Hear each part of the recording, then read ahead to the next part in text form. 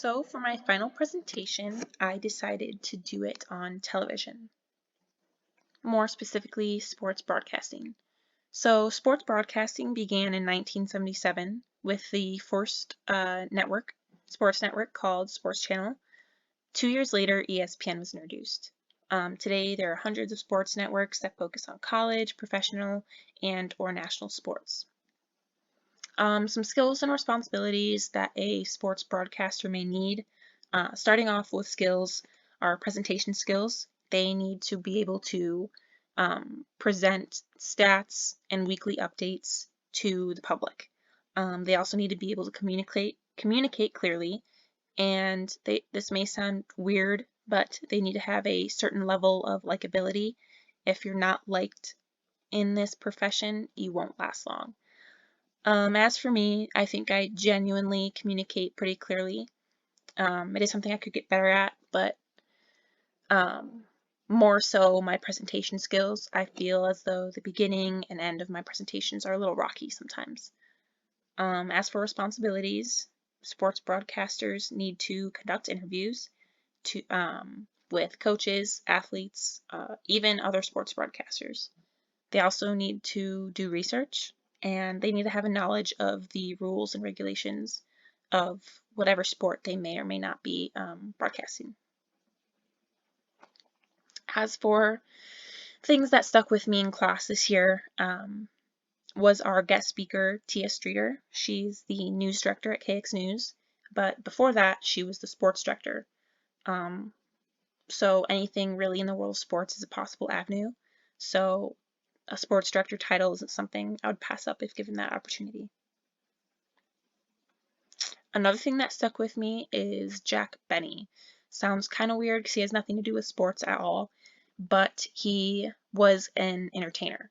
He started off as a vaudeville performer, but he evolved with the times and ultimately went to radio and then television. He applied his entertainment skills from vaudeville to be able to work in radio and television, which I thought was pretty cool. He knew how to engage with people, and that's a huge part of being in the broadcasting profession. So I thought that was something to keep a mental note of. Someone I look up to in this profession is Lisa Byington. She got her degree at Northwestern University in print journalism and broadcasting. She started off as a sideline reporter for the Big Ten, mostly basketball and football. But she was then hired at ESPN and did various jobs here and there. But she is now the full-time play-by-play announcer for the Milwaukee Bucks. Next is Rachel Nichols. She also got her degree at Northwestern University in journalism.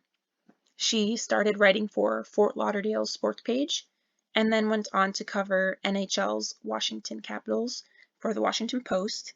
And after that, she was hired at ESPN and was on Sunday NFL Countdown and Monday Night Football.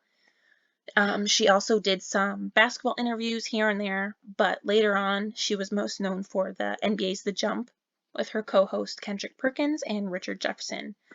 She's also well known for the NBA Finals coverage, which she has done for a couple years now. As for media, as mentioned previously in my presentation, a lot of broadcasters go through journalism, sports journalism, before becoming a broadcaster. So that is something that I would not pass up given the opportunity. I think working for USA Today Sports and Sports Illustrated would be really cool and a really fun opportunity. But ultimately, broadcasting is my end goal. Obviously, ESPN. ESPN is the most known sports network, so that would be amazing to work at any place within ESPN. But my ultimate goal would be to work for the WNBA and then ultimately Chicago Sky, since that's where I'm from. Yeah, that's my presentation.